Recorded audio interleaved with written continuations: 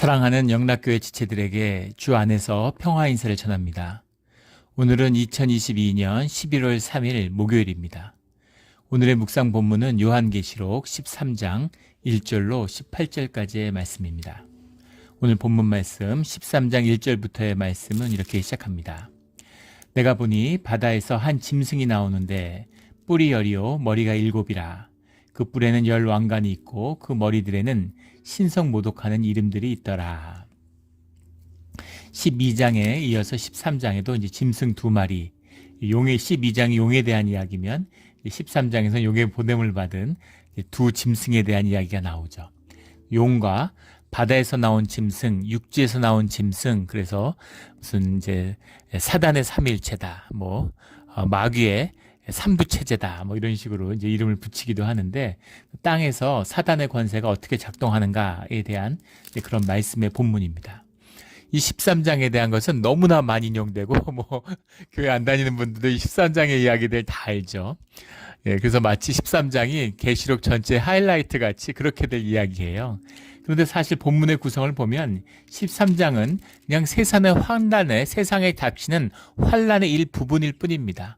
그래서 본문의 의미로서는 사실은 11장에 나오는 두 증인에 대한 증거라든가 또는 14장에 나오는 14만 4천 명이 부르는 경배와 찬양에 비하면 아무것도 아니에요.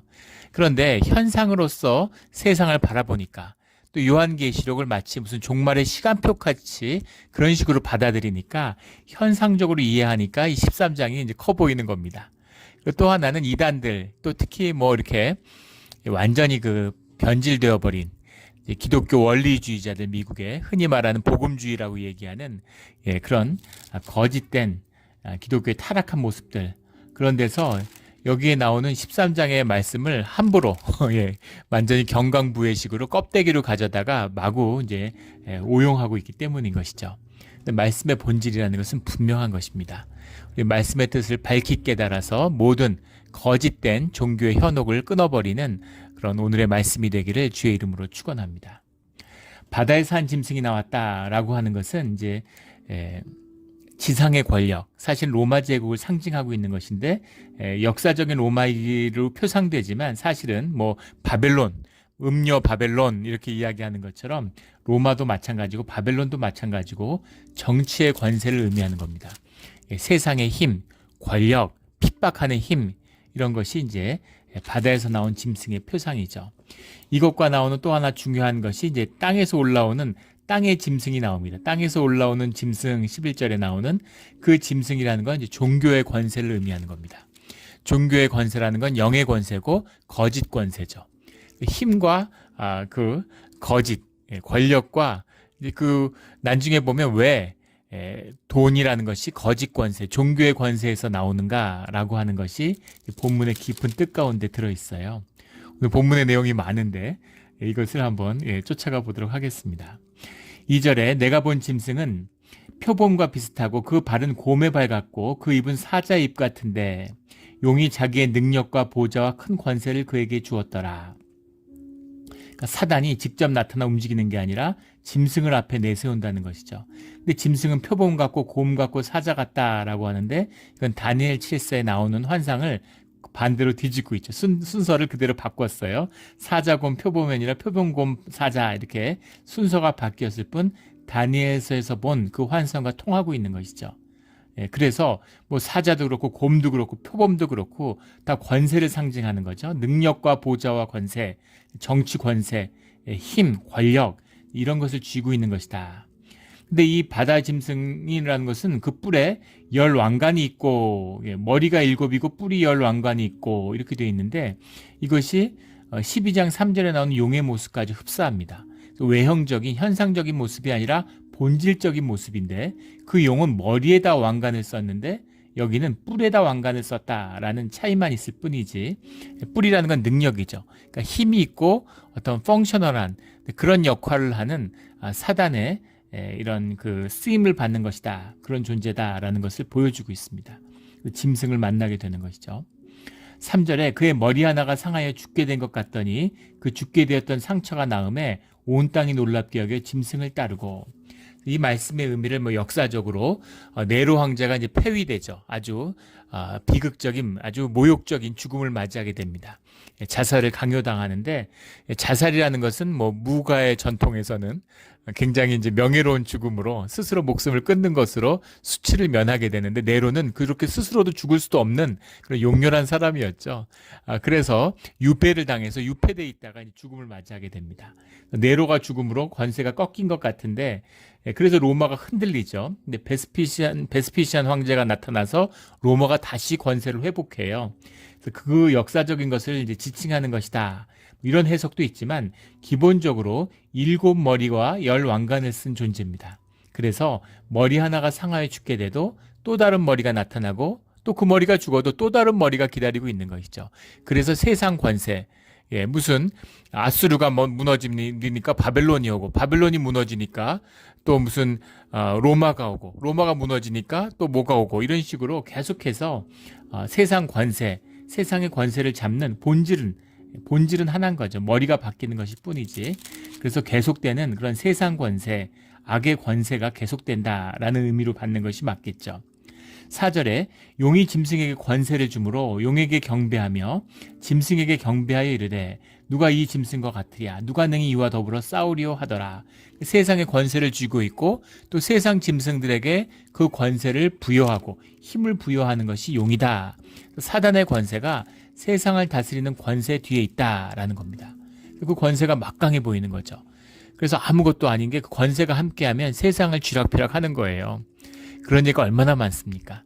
자기 한 가족도 보존하지 못하던 징기스칸이 세계 제국을 세우고 불과 몇만 명이 그 만주족들 보세요. 누르하치가 후금을 세웠는데 자기가 나라를 세웠으니까 인정해달라고 4년 동안 계속 그 한국 조선왕조실록에 보면 이렇게 편지를 보내죠. 누르하치가 직접 편지를 보내는데 그 답장을 조선왕이 하지 않는 겁니다. 그 평양 관찰사가 답을 주고 후금이라는 국호를 쓰지 않고 계속 건주여진이다. 건주여진아 들어라. 누르하치의 호칭도 쓰지 않아요. 그냥 다 건주여진아 이렇게 얘기하는 거죠. 불과 이 명나라를 무너뜨리고 청나라를 석권하기 몇 년 전입니다. 그런 만주족이 불과 10만, 15만 불과한 그런 만주족이 중국 수억 명의 명나라를 무너뜨리고 세계 제국을 이룩하죠. 이런 권세, 이게 마귀의 권세고 이게 사탄의 권세예요. 이름 없던 한 그런 아이를 세계적인 그 마릴린 몰로 그 인생이 참 불우하죠. 아버지가 누군지 모르는 사생아로 태어났습니다. 어머니는 정신병자였어요. 그래서 8살 때 어머니가 정신병원에 입원되고 입양이 됐다고 그러죠. 그리고 17번인가 파양을 됐다고 그래요. 18살이 될 때까지 몇 달에 한 번씩 쫓겨난 겁니다. 그런 세상에 파양을 한 번만 당해도, 2번만 당해도 인생이 완전히 뭉개질 텐데 17번을 파양됐으니까 그 인생이 어떻겠어요. 18살이 됐는데 마지막으로 자기를 입양했던 가족은 그래도 괜찮았는데 그 가족이 다른 주로 이사를 갔습니다.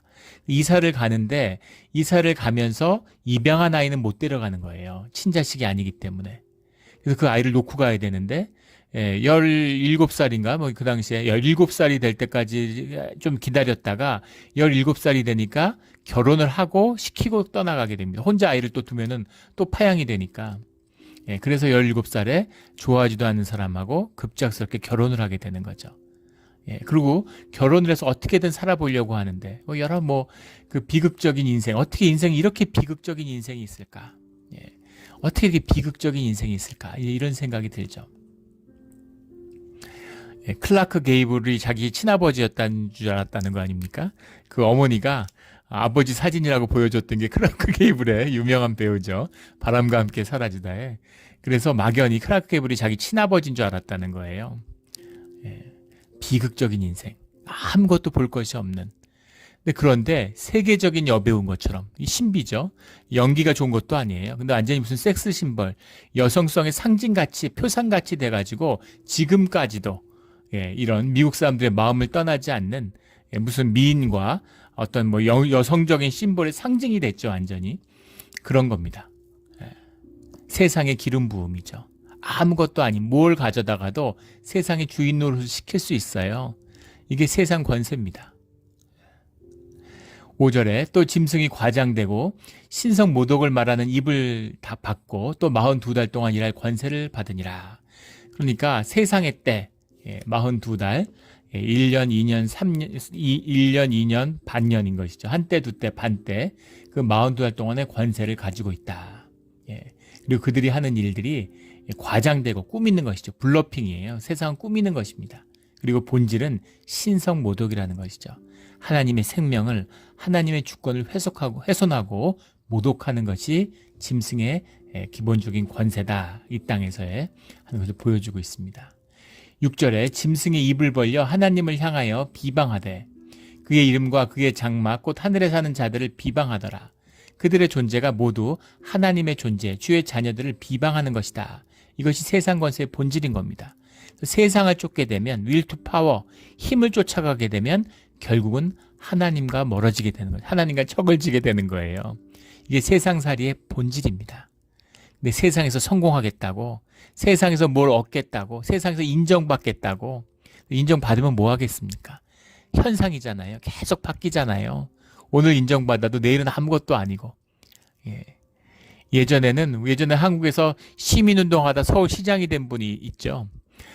삼선 시장을 했는데 뭐 세상에 없는 성인인 것처럼 막 세상에서 떠받들었어요. 그런데 어느 날 추문으로 스스로 목숨을 끊었죠. 그러니까 세상의 악인이고 악당같이 또 온갖 모욕을 다 가합니다. 그게 세상의 인정이에요. 받으면 뭐 하겠습니까? 그런 걸 위해서 사람들이 자기 생명을 세상에 내어주는 것이죠. 이것이 악한 권세의 본질이다라는 말씀입니다. 7절에 또 권세를 받아 성도들과 싸워 이기게 되고, 이 이기게 된다는 것은 본질적인 게 아니라 현상적인 것이죠. 짐승의 권세라는 건 현상의 권세, 공중의 권세니까 지금 세상을 짓밟고 막 잡아다 죽이고, 그러니까 이긴 것처럼 보인다는 겁니다. 싸워 이기게 되고 각 족속과 백성과 방언과 나라를 다스리는 권세를 받았으니, 그러니까 이 짐승들이 세상을 다스리고 있는 것이죠. 그래서 악당이 못돼야 세상에 영웅을 만들잖아요. 우상을 만들어야 사람들이 따라오니까, 거짓을 꾸며야 되니까, 그러니까 빌런들을 세우는 거죠. 세상마다 요새 빌런들의 세상이지 않습니까? 악당들의 세상이에요.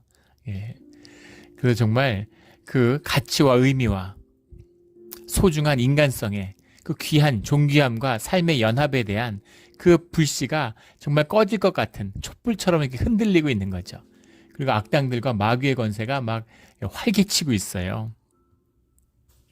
그것이 세상의 본질이다라는 것이죠. 그 세상 속에 속한 그 본질의 역사의 그 본질의 세계는 무엇이냐면 8절에 나오는 죽임을 당한 어린 양의 생명책에 창세 이후로 이름이 기록되지 못하고 이 땅에 사는 자들은 다 그 짐승에게 경배하리라.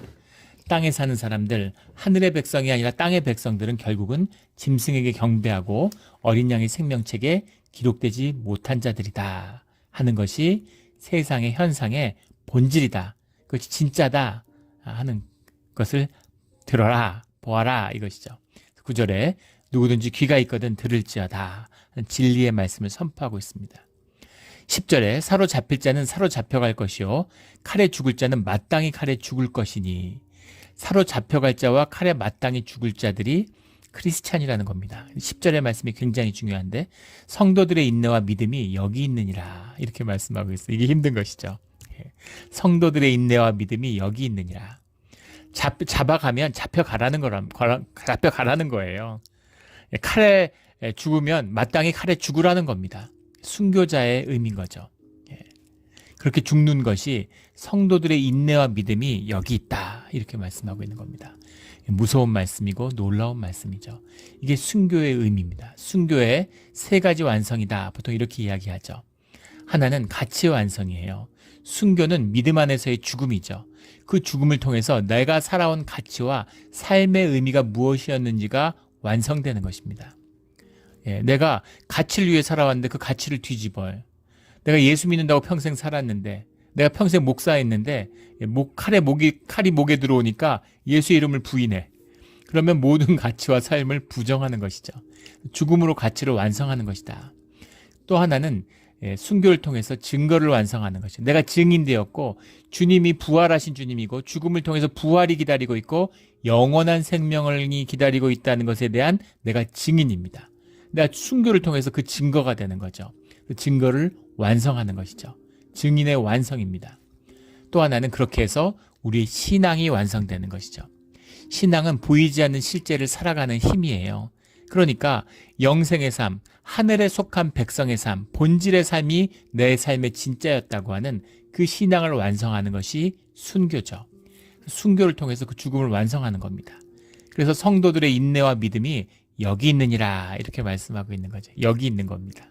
예. 믿음 안에서 죽음을 맞이한 우리 모두가 되기를 주의 이름으로 축원합니다. 그 믿음이 삶이 무엇인지 그런 믿음의 정말 귀한 동역자들을 하나님 많이 보여주시고 만나게 하셨어요. 제가 섬겼던 교회 집사님도 의사 선생님인데 그분이 암이 걸리셨습니다. 근데 암을 이제 수술만 하고 항암을 하지 않아요. 그리고 뒤에 이제 재발이 됐는데도 이제 삶을 다 정리하고 가족들하고 같이 시간 보내고 재산들을 정리해가지고 의사니까 약품들을 구입해가지고 난민촌 같은 데 보내고 죽음을 맞이하시는 모습을 봤습니다. 그래서 아이들 다 크고 나이 60 넘었는데 뭐 더 살려고 할 거 뭐 있냐고 기쁜 마음으로 주님한테 가겠다 이렇게 말씀하시더라고요. 굉장히 충격을 받았습니다. 내가 저럴 수 있을까? 나는 과연 저럴 수 있을까? 나는 절대 그럴 수 없죠. 오직 우리 안에 내재하시는 성령 하나님의 역사 속에서만 그런 일이 가능한 것이죠. 그 초대교회에 박해가 심했는데 알렉산드리아의 박해에 대한 역사 기록 중에 그런 것이 있습니다. 로마의 총독이 있는 것이죠. 그런데 그 지역에 한 젊은 17세 되는 그 여자아이가 붙들려 와요. 지금 17세와 느낌이 다르죠. 근데 그 시절에는 완전히 어른입니다. 그런데 자기가 잘 아는 그 지역에 잘 아는 유지의 딸인 것이죠. 어릴 때부터 지켜본 그 친구 딸이니까 살려주고 싶은 거예요. 그래서 하나님의 이름, 예수의 이름을 버릴 수 없다고 얘기하는 겁니다. 총독이 답답하죠. 살려주고 싶은데. 그래서 네가 아직 어리고 이제 경험이 부족하고 이러니까 너를 일주일간 이제 집행을 유예시켜 줄 테니까 가족들하고 가서 네가 이렇게 한번 쭉 주변의 이야기를 듣고 고민을 해봐라. 네가 예수 이름을 부정하지 않으면 그러면 죽는다. 이렇게 이야기를 합니다. 그러니까 그 여성이 젊은 자매가 내가 일주일 뒤든 한 달 뒤든 1년 뒤든 그것이 예수의 이름과 관련된 것이라면 난 그걸 절대 부정하지 못한다. 그 이름의 부정이 곧 죽음이라면 지금 죽겠다. 날 죽이라. 이렇게 얘기하는 겁니다. 일주일 동안 시간을 주겠다는 게 뭐예요? 일주일 동안 도망치라는 거죠. 어디든 알렉산더를 벗어가서 이 환란을 피해라. 일단 살고 봐라. 이런 기회의 문을 열어주는 것이죠. 그런데 도망가지 않는 겁니다. 마땅히 죽겠다. 죽여라. 이렇게 나오는 거죠. 이것이 성도들의 인내와 믿음이다. 이렇게 얘기하는 겁니다. 죽으면 끝이니까 죽여라. 이렇게 얘기할 수 있는 것이죠. 그런데 현대는 더 힘들어요. 매일 죽어야 되는 것입니다. 세상의 가치와 의미와 세상살이에 대해서 죽어야 되는 것이죠. 그리고 예수 믿는다고 하다가 뭐 경제적 이해가 있거나 내게 무슨 편리가 있으면 예수님의 이름을 슬쩍 뒤로 미루는 거죠. 세상에서는 하나님을 예수님의 이름을 버리고 세상 가치에 물드는 거예요. 이것이 가치의 완성을 이루지 못한 것이죠. 그래서 우리가 환난 가운데 살아가는 이유일 것 같습니다.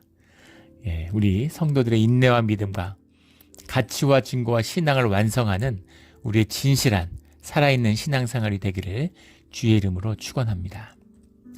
11절에 내가 보매 또 다른 짐승이 땅에서 올라오니 어린 양같이 두 뿔이 있고 용처럼 말을 하더라. 어린 양같이라는 말이 중요하죠. 어린 양같이. 꼭 이 종교의 권세가 오는데 마치 예수님의 권세, 예수님의 모습처럼 그런 모습을 갖고 있다. 어린 양 같다라는 겁니다. 순결하고 깨끗하고 성스러워 보인다라는 거죠. 어린 양 같은데 무엇이 차별을 두냐면 두 뿔이 있다는 거죠. 두 뿔이 있다는 겁니다. 두 뿔이라는 건 보통 염소의 상징이죠. 두 뿔은 종교적인 권세와 세속적인 권력, 여기 이 바다의 짐승과 땅의 짐승이 상징하는 정치 권력과 부의 권력. 부의 권력이라는 건 결국 종교의 권력과 하나예요. 영적인 권세입니다. 그 두 가지를 한 손에 쥐고 있는 그 두 권세를 쥐고 있다라는 거죠. 순결하고 어린 양 같은데 마틴 루터가 이 구절을 들어서 그 당시 이노센트 3세죠. 종교개혁 당시에 교황을 적그리스도다, 두 뿔 달린 짐승 사단이다 이렇게 선포합니다. 성스러운 옷을 입고 종교의 교회 수장이잖아요. 가톨릭 교회. 그런데 두 뿔이 달린 것이죠. 정치 권력과 돈으로 세상을 호령해요. 그래서 너는 사단이야, 사단의 권세, 짐승이야 이렇게 얘기하는 것이죠. 용의 쓰임을 받는 짐승이다 이렇게 얘기하는 겁니다. 이게 어린 양 같은 두 뿔이 있고의 비밀이죠. 그리고 용처럼 말을 하더라.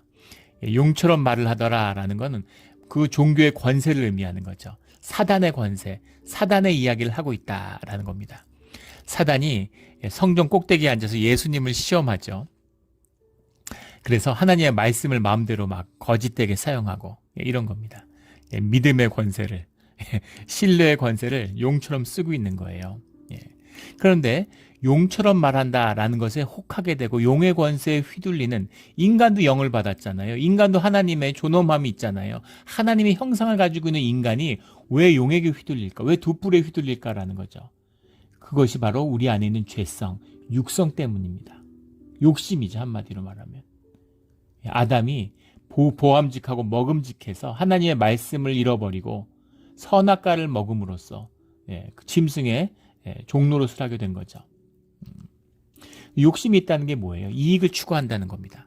욕심이 있는 사람들은 이익을 추구해요. 사기를 왜 당합니까? 욕심이 있기 때문이죠. 왜 우리가 근심하나요? 욕심 때문입니다. 우리가 왜 불안하고 염려가 많을까요? 욕심이 있기 때문이죠. 그래서 괜히 집에 있으면 가만히 있으면 불안하고 자꾸 금심이 들고 염려가 생기고 마음이 뭐가 찜찜하고 하나입니다. 욕심 때문이에요. 욕심을 버리고 삶의 깊이 두 다리를 딛고 서 있으면 그러면 마음의 평화, 주님의 평화가 임하는 것이죠. 우리가 경배한다라고 하는 것, 경배한다는 건 가치를 부여한다는 거잖아요. 가치를 부여하는데 이익의 가치를, 삶의 이익을 보고 권력을 얻고 성공하고 출세하고 돈 벌고 남한테 명예를 얻고 높임받고 이런 것들을 추구하는 욕심이 있는 자들은 그걸 경배하게 되는데 그 경배가 바로 용을 경배하는 것이다 하는 것이 이 가르침의 본질입니다. 누가 용을 경배해? 누가 짐승을 경배해? 다 용과 짐승을 경배하죠. 돈을 경배하잖아요. 짐승의 수단, 그것이죠. 돈이라는 게 뭐예요? 돈이라는 게 믿음의 표상이죠. 미국이 달러가 세계를 지배하죠. 종이에다가 녹색 페인트를 칠해서 그게 가치 있다고 나눠주는 겁니다. 미국이 자기 경제 규모보다 2배나 되는 달러를 찍어내요. 지금은 4배, 8배를 찍어냈죠. 세상을 다 털어먹는 것이죠, 사실은. 그런데 그 돈을 벌어들이면 그 돈을 뭘 할 수가 있나요? 뭘 살 수가 있어요? 살 게 아무것도 없습니다. 그리고 돈을 쌓아두면 계속 손해인데, 돈의 가치가 계속 떨어지는데, 그러니까 그 돈으로 뭘 사겠습니까? 미국의 국채를 사는 거죠. 미국이 돈 찍어가지고 엄청난 소비 생활을 하고, 또 정부는 그걸로 국채를 찍어서 엄청난 재정 적자를 내면서도 나라가 유지되고 있는 겁니다. 그게 거짓의 권세예요. 용의 권세입니다. 세상을 다스리는 바다 땅 짐승의 권세, 이게 돈의 권세잖아요. 세상을 쥐락펴락하는 것이죠. 그 사람들이 그걸 믿게 하고, 미국에 수십 가지의 돈이 있었고 누가 돈을 믿어요? 돈을 쓴다는 게 보통 어려운 일이 아닙니다. 돈을 쓰게 될 수 있기 때문에 세상에 돈의 권세가 지배하게 되고 돈의 힘이 생겨나는 거죠. 이게 바알 권세의 본질이에요. 이 바알 권세의 본질이 용의 권세입니다. 이것을 다스리게 하는, 우리 역사적으로 이제 페니키아하고 카르타고 시피플이라고 하는 사람들의 이제 후손들이라고 얘기했는데, 중세 그 고대의 역사를 보면 시피플이라는 사람들이 주전 한 10세기 정도에 나타나게 되는데 지중해를 석권합니다. 천하무적인 것처럼 보였던 그 아수르를 무너뜨린 것도 이 시피플이죠. 시피플이 이제 카르타고가 되고 페니키아가 된 겁니다. 그래서 지중해를 지배하게 돼요. 이 페니키아와 카르타고의 법이라고 하는 것, 그 법이, 카르타고의 법이 카르타고를 점령함으로 로마의 법이 되죠. 로마가 카르타고를 먹은 것 같지만 사실은 카르타고가 로마를 먹은 겁니다. 로마의 법, 지금 세상의 법이 뭐예요? 다 로마법에서 온 거잖아요. 그 로마법, 페니키아 카르타고의 법이란 게 뭐냐? 페니키아에서 이세벨이 이스라엘로 시집을 와가지고 퍼뜨린 게 바알법이죠. 그래서 페니키아와 카르타고 이 시피플의 본질이 뭐냐? 이 바다의 민족의 본질, 바다에서 해서 세상을 호령한 민족의 본질이 뭐냐? 돈의 권세입니다. 바알의 권세예요. 이걸로 세상을 지배하는 거죠. 매매의 권세죠. 이것과 대척점에 있는 것이 야훼법입니다. 바알법과 야훼법의 싸움이에요. 야훼법의 본질은 주님의 땅에 대한 것이죠. 그 본질이 토지개혁이에요. 땅을 나눠주는 거예요. 주님의 이름으로. 그런데 사실은 진정한 부는 땅에서 나온다는 것이죠. 우리 지금 2차 대전 이전에 선진국의 세계의 질서, 제국주의의 질서를 가지고 세계를 수탈하는 나라가 아닌데, 그런데 부를 이뤄낸 나라는 한국, 대만, 홍콩 정도입니다. 싱가폴 이 정도죠. 그런데 한국과 대만에 일본은 제국주의 국가이기도 했지만 일본, 한국, 대만에 홍콩이나 싱가포르는 도시국가니까 그렇다 쳐도 그 나라들의 공통점이 뭘까요? 전부 다 2차 대전 이후에 토지개혁을 했어요. 땅을 나눠준 겁니다. 6.25로부터 대한민국을 지켜냈던 가장 근본적인 힘 중에는 물론 주님의 은혜지만 이 토지개혁과 땅을 가진 사람들의 힘이 있는 것이죠. 로마가 세계를 지배할 수 있었던, 왜 로마가 시작이 됐을까? 그 시작은 사실은 땅에서 시작된 겁니다. 땅을 가진 자유로운 시민들의 힘이 세상을 지배하게 된 것이죠. 그런데 그것이 결국은 바알법에 먹혀버려요. 이스라엘과 유다가 결국은 바알법에 먹힌 것처럼. 바알법이 무서운 것이죠. 그 바알법, 이것이 땅의 짐승이 가지는 용의 권세다라는 겁니다.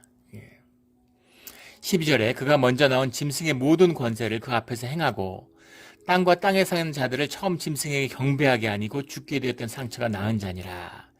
아까 앞에 나왔던 그 짐승의 권세를 의미하는 것이죠.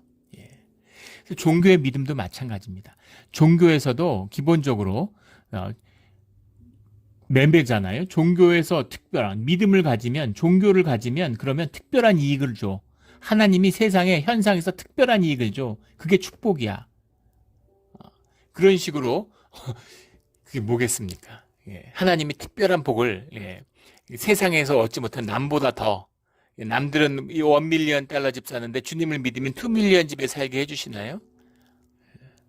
남보다 나은 그런 식의 복을 내가 얻어 그 속에 사실은 불신이 들어있는 것이죠. 사람 영이기 때문에 내 깊은 심령은 알아요. 내가 주님을 믿는다 그러고 주님 믿는다고 온갖 걸 다 해도 결국 주님을 믿지 않는다는 겁니다. 주님이 주시는 주의 자녀로서의 이 땅의 삶, 고난과 핍박 가운데에서도 순교를 통해서 가치와 증거와 신앙을 완성해가는 삶, 그것이 신앙이라는 겁니다. 그 신앙을 누가 가질 수 있겠어요? 이 세상 가운데 돈에 무릎 꿇지 않고 살아가는 신앙을 누가 가질 수 있겠습니까? 근데 놀랍게도 그 신앙을 가진 자들, 남은 자들의 역사가 있다는 것이죠. 이게 성령의 역사입니다. 주님이 이 땅 가운데 이루어 가시는 일이에요. 어린 양의 생명책에 그 이름을 남기는, 이름이 기록된 주의 자녀의 삶을 꼭 끝까지 이루시기를 예수 그리스도 이름으로 축원합니다. 15절에 그가 권세를 받아 그 짐승의 우상에게 생기를 주어 그 짐승의 우상에게 말하게 하고, 우상에게 생기를 주었다. 푸네우마입니다. 브레스라고 생기라고 해석했는데 스피릿도 되죠. 그러니까 우리가 기억해야 될 것이, 아니 어떻게 사단이 짐승의 우상에게 생기를 줄 수가 있어? 생기를 주게 하는 거죠. 그 생기를 줄 수 있는 영이니까. 예전에 신천지에 빠졌던 한 집사님이 얘기를 듣는데, 왜 빠졌느냐? 처음에 교회인 줄 알고 갔는데 거기서 그 안에 이적이 많더라는 거예요. 우리 기성교회는 이적이 없는데, 이것도 물론 주님의 그게 없기 때문에, 주님의 임재가 사라졌기 때문에 사라진 것이기도 하죠. 기적이 있어야 되는 거, 이적이 당연한 것이 돼야 됩니다. 그런데 이 이단교회 가니까 이적이 끊이지 않고 맨날 귀신 쫓고 이러는데 별 놀라운 일들 다 봤다는 거예요. 물론 꿈이고 거짓도 있겠지만 그 안에 사단의 영의 역사가 있는 거죠. 그래서 마귀가 마귀 쫓고 별거 다 하는 거예요. 사람 고치고. 사람 고치고 병을 고치고 뭐 귀신 쫓고 우리가 이거 다 했습니다. 주님의 이름으로. 근데 주님이 나는 너희가 누군지 모른다 이렇게 말씀하시는 거죠. 주님의 이름으로 주님이 하신 일이 아니기 때문이에요. 그런 일들을 사단도 할 수 있다는 겁니다. 눈에 현혹되고 예전에 잠시 섬겼던 교회에 장로님 한 분 계셨는데 교회가 큰 교회라서 장로님들이 수백 명 됐어요. 장로님 중에 한 분이 공대 교수였는데 이분이 기도하다가 성령의 이제 그런 어떤 충만함을 받았다 이래가지고 이분이 기도를 하면 사람들이 낫는다는 겁니다. 이분이 막 기도를 하는데 집회를 한다 그러니까 수천 명이 모이고 막 집회 시작이 몇 시간 전부터 막 수천 명이 와 있는 겁니다. 혹하는 것이죠. 근데 점점 어두움이 있고 저도 그 집회에 가봤는데 이건 뭔가 잘못됐구나. 점점 어두움이 깊은 어두움이 있어요. 옳지 않은 것입니다. 무서운 것이죠. 하나님의 이름을 더럽히는 것이 될 수 있어요. 이런 게 조심해야 되는 겁니다. 이것뿐이겠어요. 오늘 13절에 보면 큰 이적을 사단이 행하는데 짐승이 심지어 사람들 앞에서 불이 하늘로부터 땅에 내려오게 하고 이것은 그 역대왕상에 나오는 엘리야의 기적이잖아요. 하늘에서 불이 떨어져서 바알과의 싸움에서 이기는 이 똑같은 일을 사단이 한다는 것이죠. 하늘에서 불이 떨어져요. 뭐 더 사람들 압도되겠죠. 눈으로 보여주는데 눈이 밝은 선악가의 사람들인데 하늘에서 불이 떨어지는데 누가 좋아하지 않겠습니까? 사람들이 혹해서 좋아하는 거죠. 제가 수도원에 있을 때 한국의 유명한 그리고 수도원에 이제 처음 시작하니까 개신교의 큰 대형교회 목사들이 막 찾아오는 겁니다.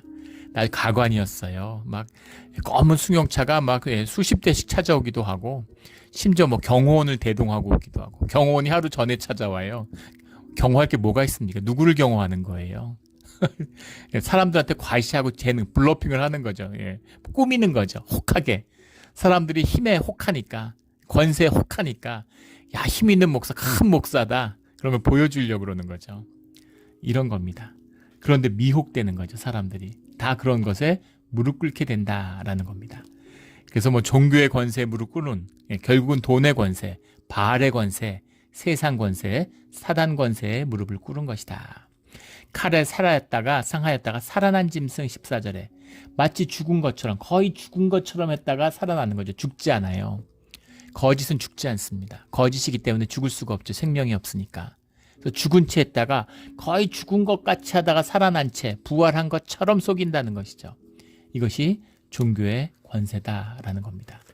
모든 종교와 바알의 거짓을 끊어버리는 이 저주를 끊어버리는 우리 모두가 되기를 주의 이름으로 축원합니다. 그런 말이 있죠. 우리가 세상에서 가장 먼저 만나는 거짓 선지자는 부모다 이런 얘기가 있습니다. 부모가 온갖 세상의 거짓 가치를 자녀에게 주입하잖아요. 정말 가슴 아픈 일이죠. 세상에 맨날 눌려 살아서 눌려 사는 게 우리의 삶에 무의식에 각인돼 있어요. 아이들이 길을 못 펴니다. 근데 세상의 가치로 짓밟아요. 가슴 아픈 일이죠. 이 모든 거짓을 끊고 생명의 날개를 달고 살아나도록 우리 자녀들이 축복받는 우리 신앙의 자리가 되기를 주의 이름으로 축원합니다. 주님이 주시는 축복이죠.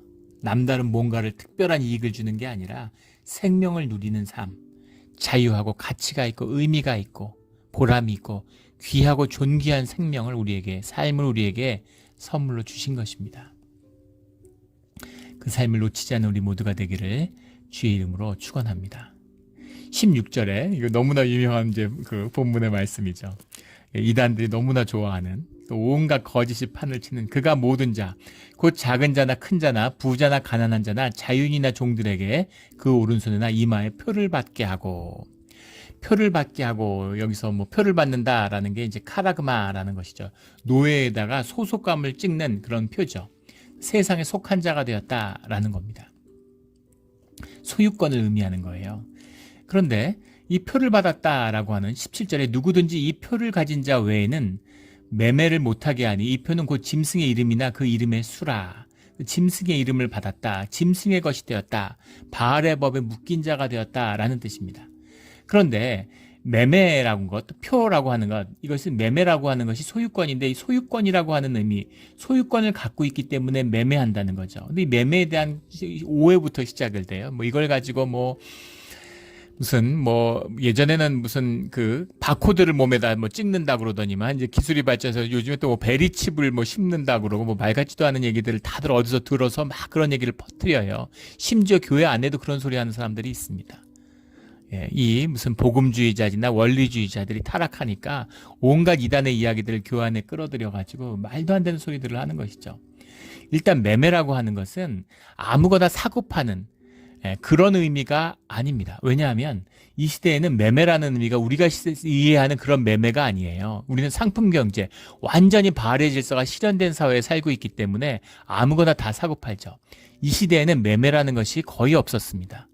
매매라고 하는 건 일상적인 건 전부 다 자급자족을 하고 다 교환을 해요.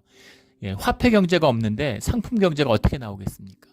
그래서 화폐 경제가 상품 경제를 만드는 것이죠. 세상에서 그 반대인 것처럼 얘기하지만 그 매매를 할 수 있는 게 거의 없고, 매매는 뭘 하냐면 귀족들이나 왕족들이 사치품을 매매하는 겁니다. 있어도 되고 없어도 되는 것, 그런 것들을 매매하는 것이에요. 그래서 사실은 매매할 필요가 없는, 매매할 수 없는 거를 매매하는 것이 이 표를 받은 자들의 특징이라는 겁니다. 그래서 바알의 법을 확장시키는 거예요. 뭐든지 사고 파는 것으로 만드는 것입니다. 이것이 매매의 의미다. 그런 게 많죠. 심지어 지금은 모든 것이 매매의 대상이 됩니다. 결혼, 우리 시대의 결혼이죠. 한국에서 결혼하는 평균 연령이 35.6세라고 그러죠. 왜 그렇게 결혼을 늦게 할까? 가장 SNS, 소셜 네트워크 서비스 중에서 가장 돈이 되는 사업이 그 데이팅 웹, 소개하는 웹, 선보고 사람들 만나고 이런 웹이래요. 그런 앱에서 사람들을 만나는 거예요. 근데 사람에게 등급이 정해 있어서 거기에 가입을 하면 한국에 그런 사이트들이 많은데 가입을 해서 쭉 조건을 놓으면 등급이 나오는 거죠. 그래서 그 등급에 맞는 사람만 만날 수 있어요. 자기가 상품이 되는 겁니다. 매매를 해요. 결혼이 매매의 장이 되는 겁니다. 결혼할 조건을 갖춰야 돼요. 그 조건을 갖추려면 나이가 35, 6세는 돼야 되는 겁니다. 아마 10년, 15년 있으면 45, 6세가 되겠죠. 그래서 결혼이라는 것이 특별한 가치를 가진, 집도 있어야 되고 직장도 있어야 되고 학력도 있어야 되고 다 갖고 있어야 돼요. 다 갖고 있으면 삶은 뭡니까? 호연지기가 있고 생명이 있고 젊은이들이 만나서 자기 존재로 만나야 되잖아요. 저희 때만 해도 제가 학생 때 결혼했는데 부부가 다 학생이었어요. 집이 있습니까? 직장이 있습니까? 돈 있습니까? 아무것도 없는데 둘이 좋아서 결혼한 것이죠. 아무것도 없는데 유학생활 하면서 애를 낳았어요. 애를 셋이나 낳았죠. 그래도 잘 살았습니다. 재밌었어요. 물론 고생도 좀 했지만 얼마나 재밌었는지 모릅니다. 아이들하고 함께 커가고 함께 고생하는 게 힘들지 않았다는 것은 아니지만 그만큼 재미있고 귀하고 가치 있었다는 얘기죠. 그런데 그걸 다 갖춰야 돼. 다 갖추고 결혼한다면 뭐가 남습니까?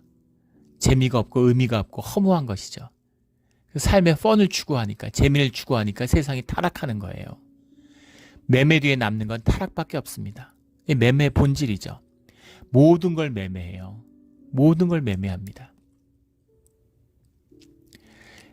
그 집을 사는 모기지 채권을 유동화시킨다 그러잖아요. 그걸로 채권을 또 만들어가지고 금융위기로 세상이 망할 뻔했는데 그것을 하나도 반성하지 않고 돈을 풀어서 그걸 막고 또 똑같은 짓을 하다가 일본에 또 영국도 한번 망할 뻔했죠.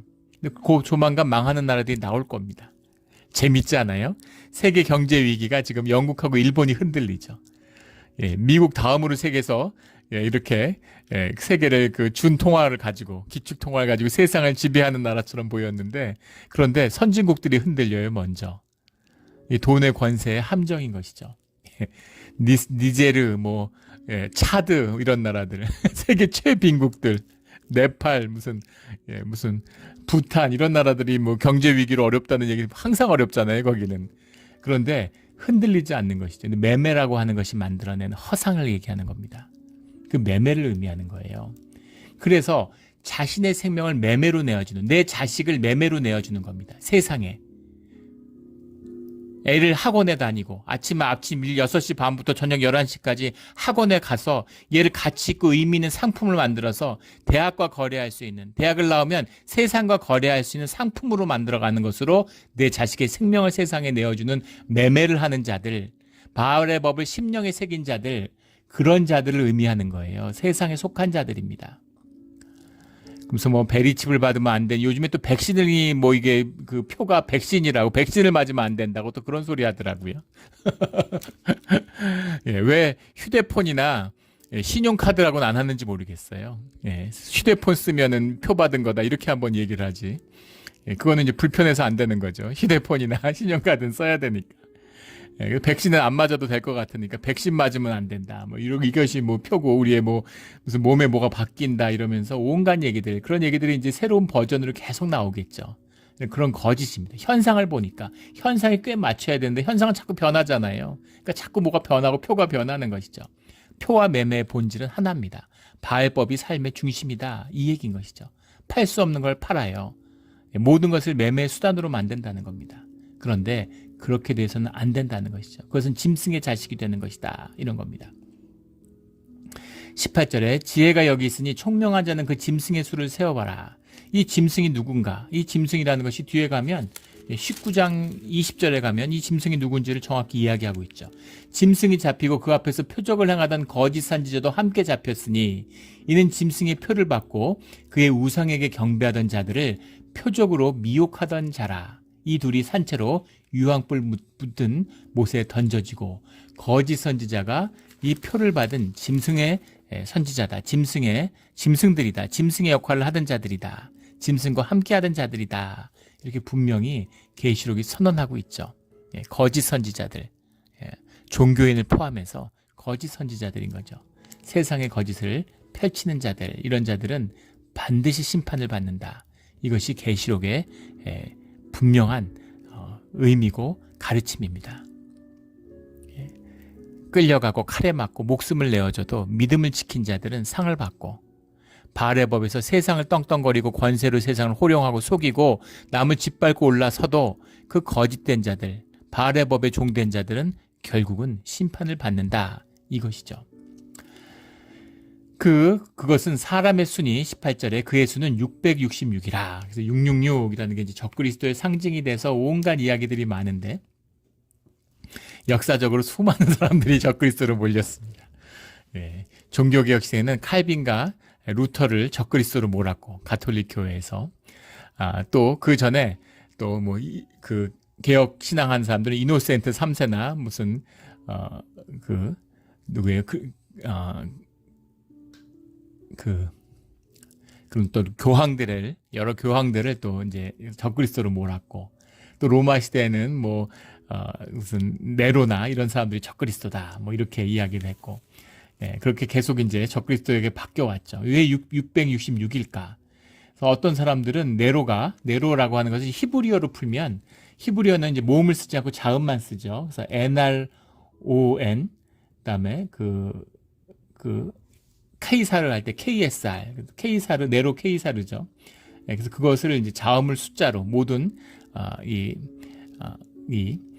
히브리어는 숫자로 풀 수 있기 때문에 그 수를 풀면은 666이다. 그래서 네로다, 뭐 이렇게 얘기하는데, 뭐 히틀러다, 나폴레옹이다, 뭐 온갖 이름을 갖다 대요. 또는 이 짐승의 이 역사와 공격이 이제 36번 성경에 나오는데 1에서 36까지를 더하면 666이다. 뭐 또 이런 식의 풀이도 있습니다. 근데 666은 우리가 앞에서 많이 나온, 6이라는 건 세상의 숫자잖아요. 7이라는 건 주님의 숫자죠. 거의 7이지만 주님의 숫자에 근접한 것 같지만 결국 불완전한 땅의 숫자. 한때 두때 반때와 같이 6이라고 하는 것은 땅의 숫자인데 6과 6인 것이죠. 6과 6.